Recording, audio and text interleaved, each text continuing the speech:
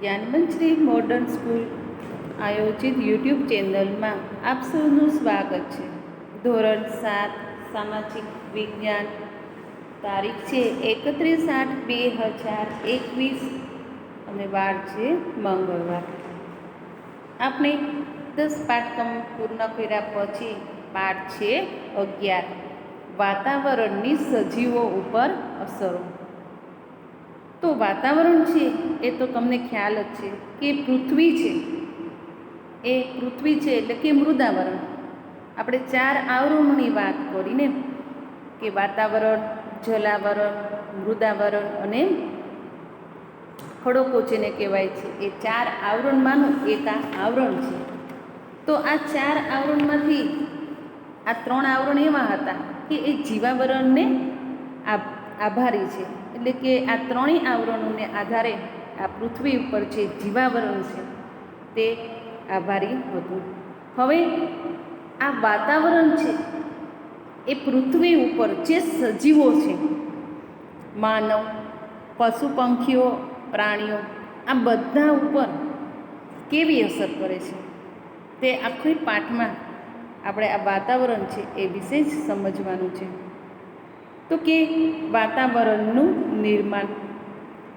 પૃથ્વી સૂર્યમાંથી જ્યારે છૂટી પડી છે તેવું મનાય છે, ત્યારે તેનો ઉદ્ભવ થયો ત્યારે તે એક કેવી હતી? અગન ગોળા રૂપમાં હતી. અગન એટલે કે અગ્નિ, અગ્નિ જેવી ગોળ રૂપમાં હતી.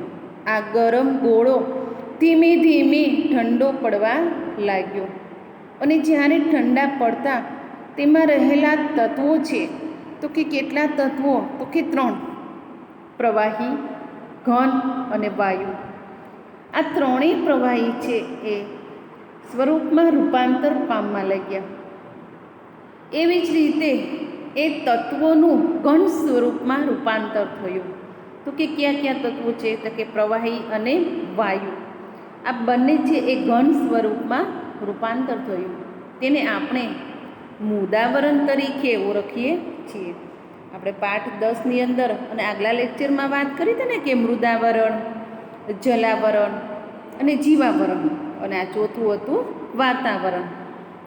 તો આ મૃદાવરણ છે એ મૃદાવરણ છે એ વાયુ અને પ્રવાહીમાંથી ઘન સ્વરૂપ જ્યારે જે ઘન સ્વરૂપ થવાની જે પ્રક્રિયા છે ત્યારે એમાંથી મૃદાવરણનું ઉદ્ભવ થાય છે. એટલે કે મૃદાવરણ એટલે કે માટી, માટીનો ઘન સ્વરૂપનો એક જાતનો પોપડો જેને કહેવાય, અથવા ખડકો જેને કહેવાય છે તે. એવી જ રીતે પ્રવાહી તત્વો જલાવરણ તરીકે ઓળખાય, તેને વાયુ સ્વરૂપમાં રૂપાંતર પામ્યા તે વાતાવરણ તરીકે ઓળખાય છે. તો કે વાતાવરણ છે એ આપણે જોયું. તો કે વાતાવરણ છે, વાતાવરણ તો કે વાતાવરણ કેવી રીતે છે? તો કે પૃથ્વીની ચારે બાજુ વીંટળાઈને આવેલા હવાના આવરણને વાતાવરણ કહે છે. શું કહે છે? તો કે પૃથ્વીની ચારે બાજુ વીંટળાઈને આવેલા હવાનું જે આવરણ છે, આવરણ એટલે કે એક મળ છે, તેને આપણે શું કહીએ છીએ? વાતાવરણ. આમ પૃથ્વી સપાટીથી સેંકડો કિલોમીટરની ઊંચાઈ સુધી તે વિસ્તરેલું છે. જો પૃથ્વી એટલે કે જમીનથી ઊંચાઈએ જવાનું છે. જેમ જેમ ઊંચાઈએ જઈએ એટલું તે કેટલા કિલોમીટર તે વિસ્તરેલું છે. અને ઉપરની સીમા કેટલીક ઊંચાઈએ આવેલ છે તે સ્પષ્ટ કહેવું મુશ્કેલ છે. પરંતુ તમે જોઈ શકો છો કે આપણે પૃથ્વીથી જેમ જેમ ઊંચા જઈએ છીએ તેમ તેનું સ્પષ્ટ કહેવું મુશ્કેલ જ છે કે કેટલા કિલોમીટર આભ સુધી આ કેટલા કિલોમીટર હશે એ કોઈને ખબર નથી. આમ છતાં પૃથ્વીના ગુરુત્વાકર્ષણની અસર અવકાશમાં જ્યાં સુધી રહેલી છે ત્યાં સુધી વાતાવરણ પૂરું થયેલું માનવામાં આવે છે. આમ પૃથ્વી સપાટીથી 32 કિલોમીટરની ઊંચાઈ સુધીના વાતાવરણના પડમાં 99% જેટલી હવા સમાયેલી છે. કેટલી ટર્મ? 99% સમાયેલી છે હવા. આ હવાની અંદર અનેક પ્રકારના વાયુઓ સમાયેલા પણ જોવા મળે છે.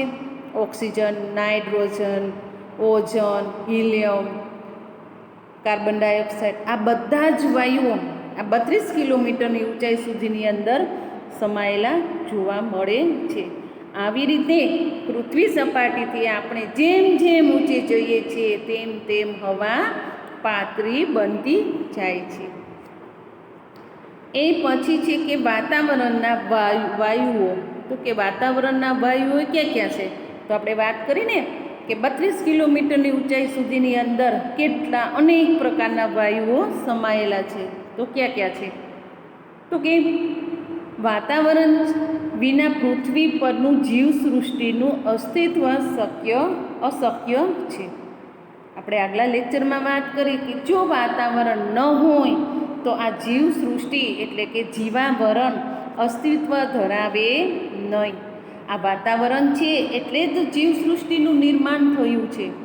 આમ વાતાવરણમાં જોઈએ તો અનેક પ્રકારના વાયુઓ આવેલા છે. એમાં મુખ્યત્વે 3 વાયુઓ છે. પહેલાં તો કે વાયુ, પ્રવાહી અને ઘન તત્વોનું બનેલું છે.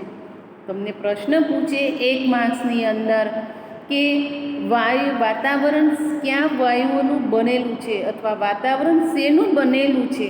તો કે વાતાવરણ છે એ 3 તત્વોનું બનેલું છે. વાયુ, પ્રવાહી અને ઘન તત્વોનું બનેલું છે.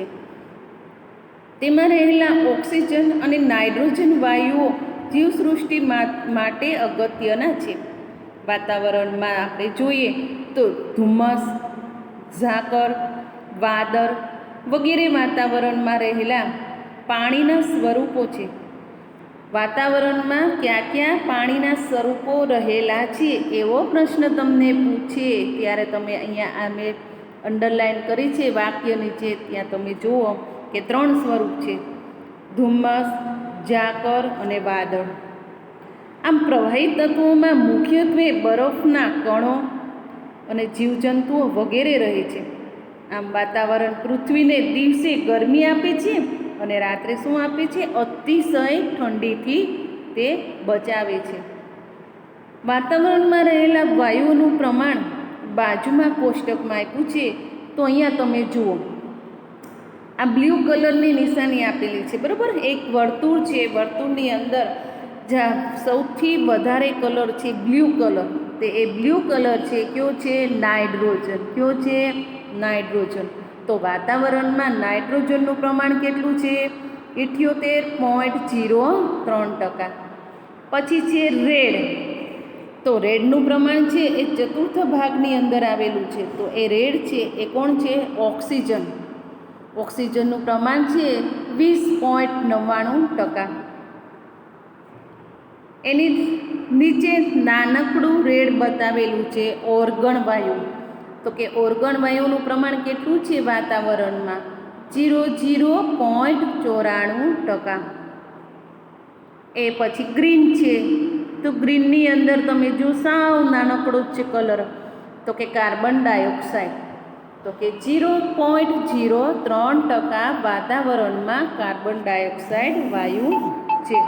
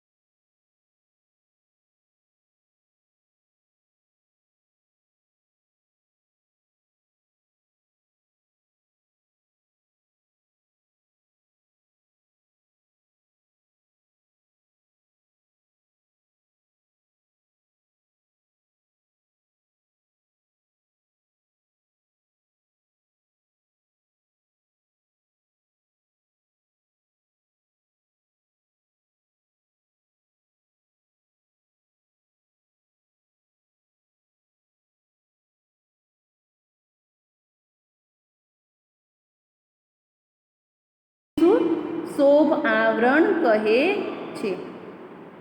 વિષુવવૃત્ત પર તે આશરે 16 કિલોમીટર, સમશીતોષ્ણ કટિબંધ પ્રદેશોમાં આશરે 12 કિલોમીટર અને ધ્રુવો પર આશરે કેટલું છે 8 કિલોમીટર સુધી ફેલાયેલું જોવા મળે છે. તો વિષુવવૃત્તમાં 16, કટિબંધમાં 12 કિલોમીટર અને ધ્રુવ પર આશરે 8 કિલોમીટર સુધી એ પથરાયેલું અથવા કે ફેલાયેલું છે.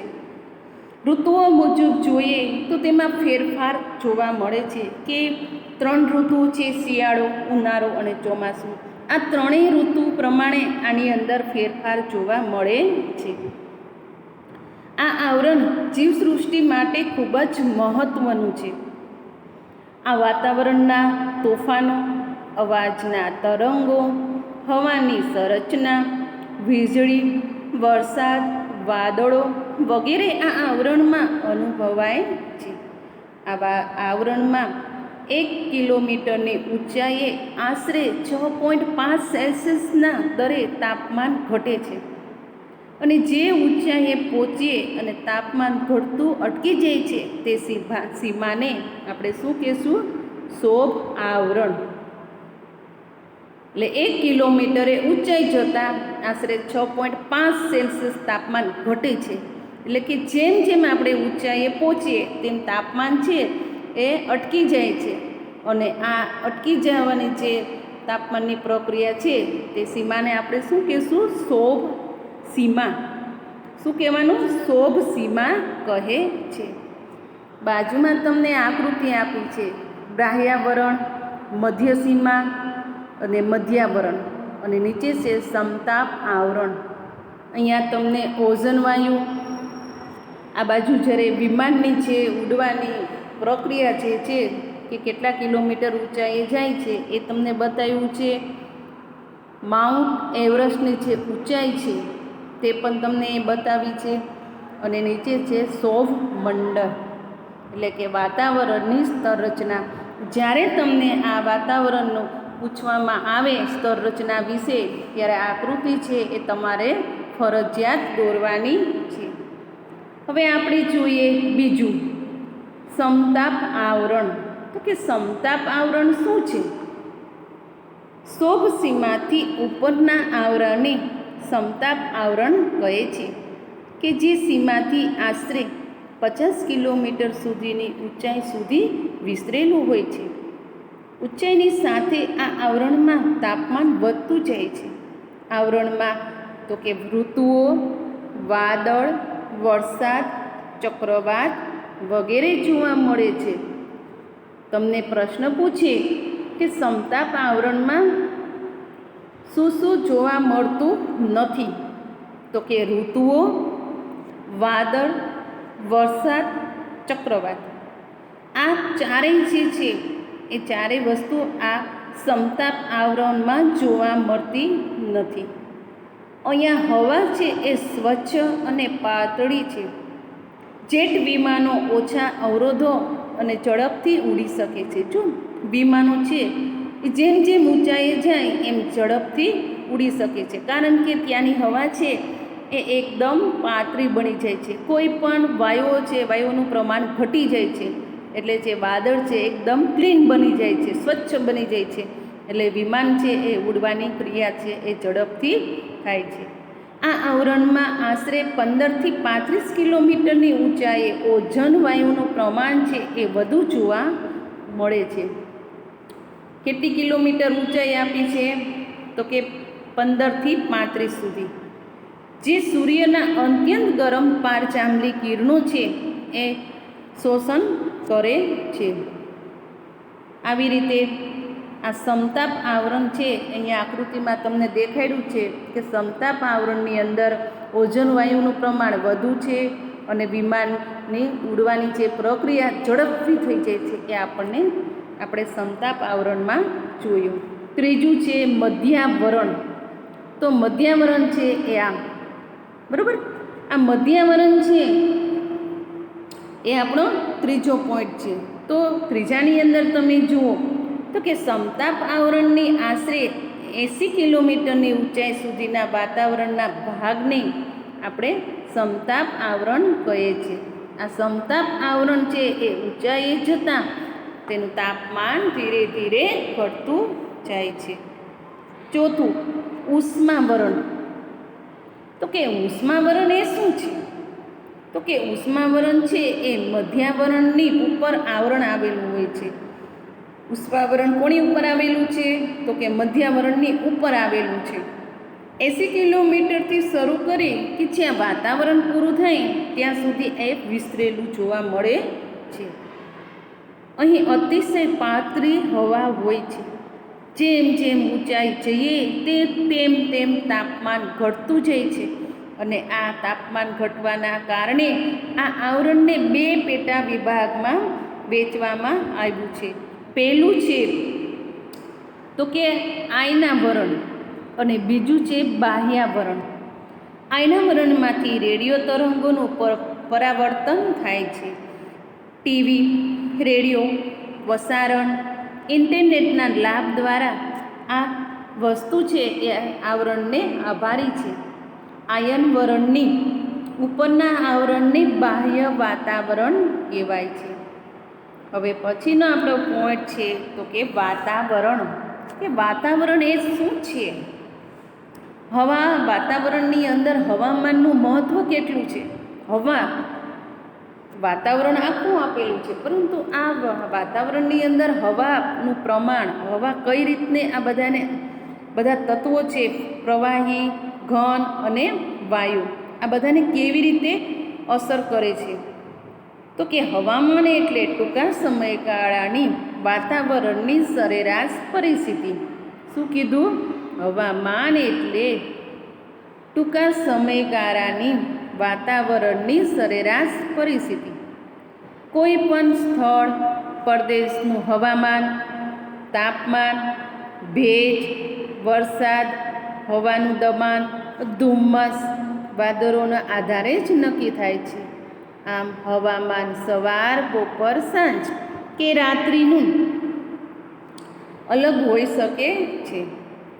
હવામાન વાતાવરણની ટૂંકા ગાળાની પરિસ્થિતિ હોય કે જેમાં સમયાંતરે ફેરફાર થતો રહે છે. હવામાન એટલે કે જો સવારે વાતાવરણ એકદમ ઠંડુ હોય છે, ઘણીવાર બપોર પછી જુઓ તો વાતાવરણ બદલી જાય છે, તડકો આવી જાય છે, કે ઘણીવાર સાંજે છે એ વાતાવરણ અતિશય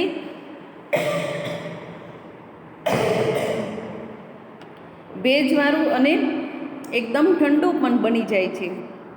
તો વાતાવરણ છે એ વાતાવરણમાં ત્રણેય સવાર, સાંજ, બપોરમાં ફેરફાર થતો રહે છે.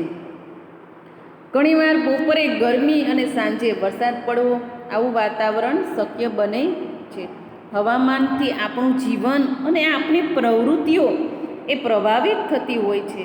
દેશનું હવામાન ખાતું હવામાનના સમાચાર અને હવામાનના નકશો રોજના બહાર પાડે છે. હવે અહીંયા જાણવા જેવું તમને આપ્યું છે. જુઓ, ભારતના હવામાન ખાતાની મુખ્ય કચેરી ક્યાં આવેલી છે? તો કે ક્યાં આવેલી છે?